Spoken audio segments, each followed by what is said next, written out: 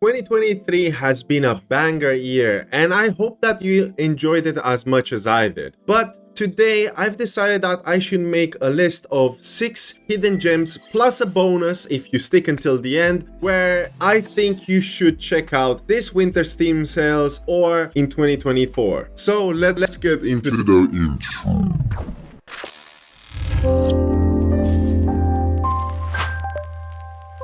Hi and welcome back to a brand new video. My name is Vashral and this is Telplay, and in today's video I'll be talking about 6 indie games that you don't want to miss. To make things easier for everyone watching these videos and cut short without spoiling too much, I'll list them down right here. So these are the titles that I'll be talking about, but the bonus I'll be keeping it as a secret. Just as a disclaimer, I have not played all these games, but I do intend to, as they are really interesting and I think they are worth checking out. So without further ado, let's get into this list. So let's start off with the first one, which is a Black Skylands, which is an interesting title that didn't seem to get much love at launch. The game has been out since August and sits at very positive on Steam. The game has been published by Tiny Build, behind games like Hello Neighbor, Surgeon Simulator, Graveyard Keeper, and Potion Craft Alchemist Simulator, and many more games. Black Skylands introduces unparalleled blend of open world, sandbox, top-down shooter, and action-adventure elements with captivating steampunk vibe. Join Eva, a courageous and skilled young marshal, in her noble quest to defend her people against the invading falcons and swarm. Seize control of your own airship and set off on an expensive voyage across boundless skies. Gather resources, forge potent weapons, upgrade your airship, discover ancient secrets, and immerse yourself in thrilling battles beneath your ship's majestic sails. Amidst the unknown depths of the sky, a looming and formidable threat awaits. Accompany Eva on her daring journey as she ventures forth to unravel the concealed mysteries veiled within the dark clouds. I think the game looks pretty interesting, and if you're looking to dive deep into some top-down action shooter with pretty nice steampunk art style, you'll not be disappointed. Moving next, we've got Laika, Age Through Blood, and this is an interesting one. Developed by the same team that made No Guns Doppelganger Edition, Friends vs. Friends, and Grotto, this is a game you don't want to miss. Laika is currently sitting at overwhelmingly positive, and it came out this October. Laika, Age Through Blood stands as a Western theme Motorvania game set in a post-apocalyptic wasteland. It delves into the narrative of a tribe suffering under oppressed occupant forces, focusing on a journey of a mother coyote warrior who embarks on an unending quest for vengeance to reclaim what her people have lost. What really stood out to me regarding this game is actually the combat. As you traverse with your motorcycle, you use this time backflips with slow motion bullet time kind of thing, similarly to My Friend Pedro, a game I talked about on this channel. Artistically, it looks very cool, and I'm very interested in trying this game out, as I normally like this type of games. Okay, let's switch a little bit the genre and talk about another game, which is The Last Faith. The Last Faith is one that really stood out to me due to its visuals and gameplay. The Last Faith is like a dark, spooky, and gorish mashup of Metroidvania and Souls-like game. Get ready for immersive fights where you can use all sorts of weapons, guns, and your own killer moves. Combat in this game looks sick and difficult, yet it captures so well that essence of Castlevania that I can't recommend more. I'm very interested in trying this gorgeous game developed by Fumi Souls Games and published by PlayStack. They publish games like Mortal Shell, another Soul-like game, The Entropy Center, a puzzle game like that you take control of time and time manipulation, and it seems to take inspiration from Portal, another game that I'm very much interested in, and The Case of the Golden Idol, a game I never heard about, but it's well received on Steam. The Last Faith is their very first game developed, and it looks to be promising, and I hope they continue to make amazing games going forward. If you've watched until now, I just want to say thank you so much for watching. As always, if you want to support this channel, all you have to do is give us a thumbs up, and also if you're new to the channel and you've never subscribed, maybe this is a great time to do so. So all you have to do is click click that subscribe button and help us out. We're very close to 1,000 subscribers and we cannot do it without your support. So thank you so much. Let's get back into the list. Here's another interesting game that combines two beloved genres. Vampire Hunters is a game that combines bullet hell or bullet heaven like Vampire Survivors and Doom-like games. Vampire Hunters is a wild mix of roguelite, survival, and first-person action where the baddest Transylvanians team up, load up with guns, and blast away monsters with insane firepower. Discover cool new weapons, power them up, and rule the retro-style steampunk universe as you venture through exciting new levels. We have a lot of Vampire Survivor copies out there that take inspiration and creativity and the creative freedom to make however they want the game. Some of them are more tailored towards realism, others are much more artistic, but this one in particular stands out to me because of the first person element. So if you are like me and you're interested in this kind of genre that enjoys bullet hell or bullet heaven kind of games, but also like other type of mix and match between that, I think this is a great game to pick up. Developed and published by Gamecraft Studios, an indie company that didn't make many games, but some that might stand out, such as Beat Trip Rerunner and Elios's Hunt, which was their first launch game. That is a top-down shooter and platformer. Anyway, I think it looks quite interesting, as I said, and I think it's worth giving a shot, especially since these games tend to be quite cheap in comparison to other games that come out. Next, it's a title that didn't came out this year, but it's worth checking out due to the free expansion, and that is Tales of Iron. Not a new release, as I said, and this game came out back in 2021, but it had a free expansion called Bright Fir Forest. Similarly, in a way with Last Faith, this game is a 2D soul-like game that has been making a bit of waves in the last few years, but maybe not enough. Tales of Iron drops you into a crazy RPG world with serious tough fights. You play as Reggie, the heir to the throne, on a crazy mission to get your kingdom back. Explore this sneaky, charming world and gather a gang of cool friends. With this new expansion, you get 13 new quests, 3 new armor skins, 3 weapon skins, and 3 skins for your helmet, and additional new changes and features that are added in the game, which I thought that are really cool. Published by United Label for games such as Roki and Elder Souls, this is a title you might want to check out this year or in the next one, because we're so close to reaching 2024. And to close it off for this list, we'll go over an early access game, and that's Xenonauts 2. This is a sequel of the XCOM-like turn-based tactical shooter game Xenonauts. This game tries to recapture that element and gameplay of the classic XCOM games and bring them to a whole new level. With improved graphics and gameplay elements, it's a type of genre I really like to play and spend a lot of hours in. Xenonauts 2 throws you into a strategy game where you're the big boss of a global military crew fighting aliens. You're like a secret hero tracking down those pesky aliens wherever they are popping up. You need to build up and handle sneaky bases all over the world, get started and invent cool stuff to fight those aliens, and train your squad and send them out to fight them and choose the best approach in order for you to accomplish and complete your mission. It's pretty much like XCOM, and it did take that kind of inspiration, as I said, so I thought it is very interesting. It's not an easy type of game, and it really is difficult for somebody who is not into this kind of genre, but those who love turn-based strategy games or they love something similar to XCOM, there's an option. I did talk about Jagged Alliance not too long ago when I did the best turn-based games, and this game didn't make it on that list, not because it's worse, it's still in early access and it still has a couple of things that needs doing, so you'll probably have to wait a couple of months until this game fully releases. The developer said that when they